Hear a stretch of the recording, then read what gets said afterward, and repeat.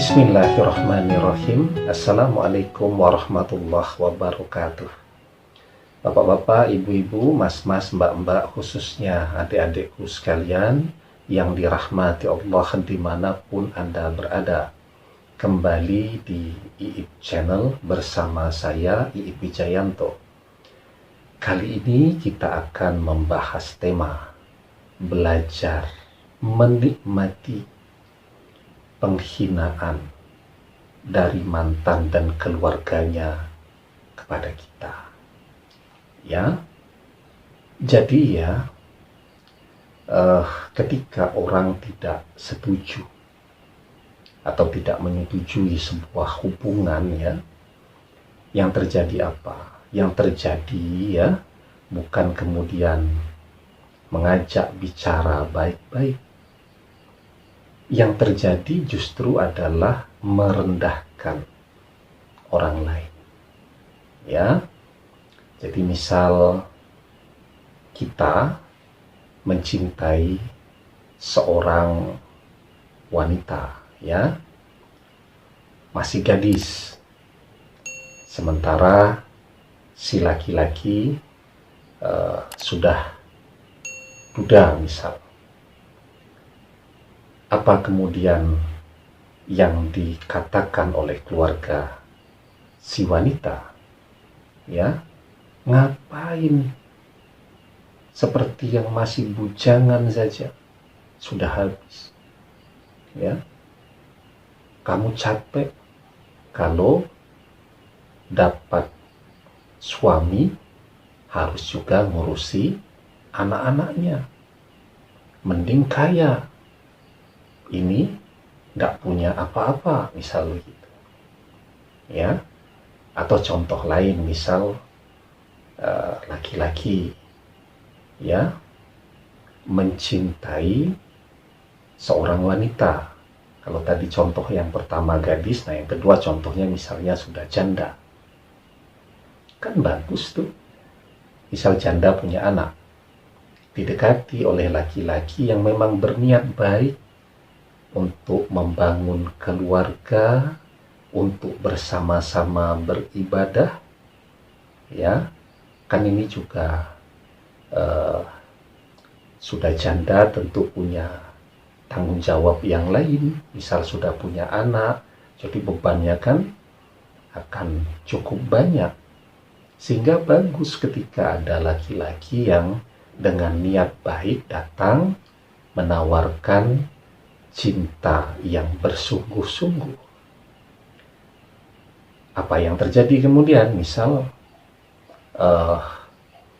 saya pernah baca tuh ya, di Ethiopia sana.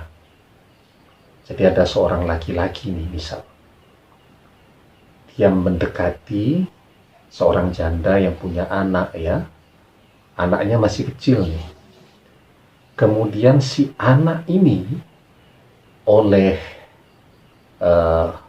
keluarganya, oleh neneknya, oleh pembantunya, anak kecil belum paham apa-apa diajari misal untuk membenci laki-laki yang mencintai ibunya. Jadi diajari untuk misal mengatakan, om jelek, paman yang jelek, misal begitu. Ya, jadi anak kecil diajari untuk membenci. Coba, belum anggota keluarganya yang lain. Ada yang adiknya misal bilang, laki-laki tidak tahu diri. Ya, laki-laki miskin, tidak punya apa-apa, kok berani-beraninya masuk ke keluarga kita yang kaya raya. Padahal dia dengan niat baik masuk dan menawarkan cinta yang tulus dan ikhlas. Yang dia dapatkan justru penghinaan. Ya, misal dia berusaha, ini contoh lain lagi, untuk menemui orang tuanya, ya, berharap untuk bisa diajak ngobrol, bisa didengarkan, dipahami apa yang ingin dilakukan ketika menikah dengan anaknya.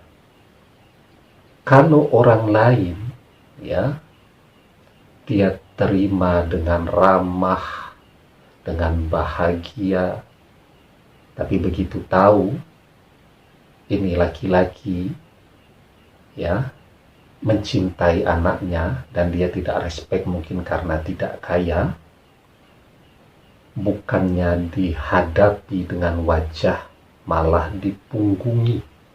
Jadi kalau ketemu tuh duduknya munggung begitu, ya, itu yang terjadi. Belum lagi kan masing-masing keluarga zaman sekarang punya grup-grup WhatsApp-nya sendiri.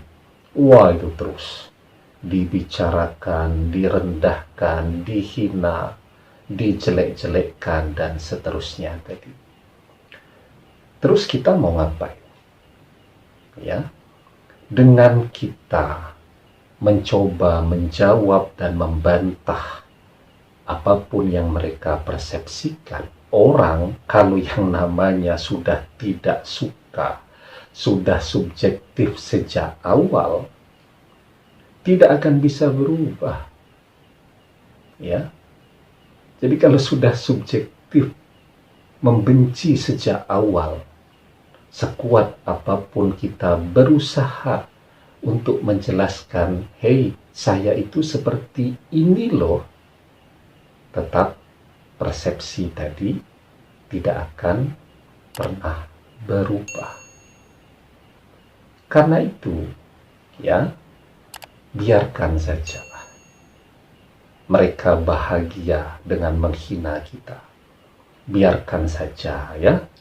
Kalau memang dengan merendahkan kita itu bisa membuat mereka bahagia, orang tuanya jadi sehat walafiat, gitu. Tidak apa-apa. Ya. Karena berkumpul pun mereka semua untuk merendahkan dan menghinakan kita. Kalau Allah tidak mau kita hina, kita tetap akan menjadi orang yang mulia dan manfaat. Ya. Biarpun semua keluarga kita berkumpul untuk mempromosikan kita agar kita ini menjadi orang yang mulia dan manfaat, kalau Allah tidak berkehendak, maka dia tetap menjadi orang yang rendah. Maka segala sesuatunya kembali kepada Allah. Dan yang pasti, orang yang suka menghina, orang yang suka berkata kasar, orang yang suka merendahkan orang lain, adalah orang-orang yang paling dibenci oleh Allah. Apalagi dia tidak pernah minta maaf kepada orang yang dia rendahkan. Ya, tahu-tahu usianya tua, game over, meninggal dia. Sementara misal calon mantunya dulu, atau orang yang dekat dengan anaknya, atau justru sudah jadi mantu yang pernah dia rendahkan, pernah dia hina, dia tidak pernah minta maaf kepada yang bersangkutan, maka orang-orang seperti ini, ya, adalah orang-orang yang paling merugi. Ya, apa kemudian dengan kemudian dia menghina, dia berhasil menikahkan anaknya dengan orang yang kaya yang dia impikan, itu bisa menambah umurnya? Kan tidak. Ya, apa kemudian dengan anaknya menikah dengan orang kaya bisa menghindarkan dia dari azab kubur? Kan juga tidak. Dan yang pasti, orang-orang yang suka merendahkan orang lain, berkata kasar dan seterusnya, adalah orang-orang yang paling dibenci di hari kiamat kelak. Maka kita diajarkan, ma min syai'in asqalu fi mizanil mu'minin yaumal qiyamati min husnil khuluqi wa innallaha yubghidul fahisul badhi. Tidak ada sesuatu yang lebih berat dalam timbangan seorang mukmin pada hari kiamat selain akhlaknya yang baik Allah sangat membenci orang yang kata-katanya kasar dan kotor. Ya, begitu. Jadi nanti di hari kiamat Anda akan bertemu dengan mereka dan mereka akan sangat menyesal karena pernah merendahkan kita dan tidak pernah meminta maaf tentang apa yang mereka katakan. Demikian, semoga bermanfaat. Wallahu a'lam bishawab, billahi taufik wal hidayah. Assalamualaikum warahmatullahi wabarakatuh.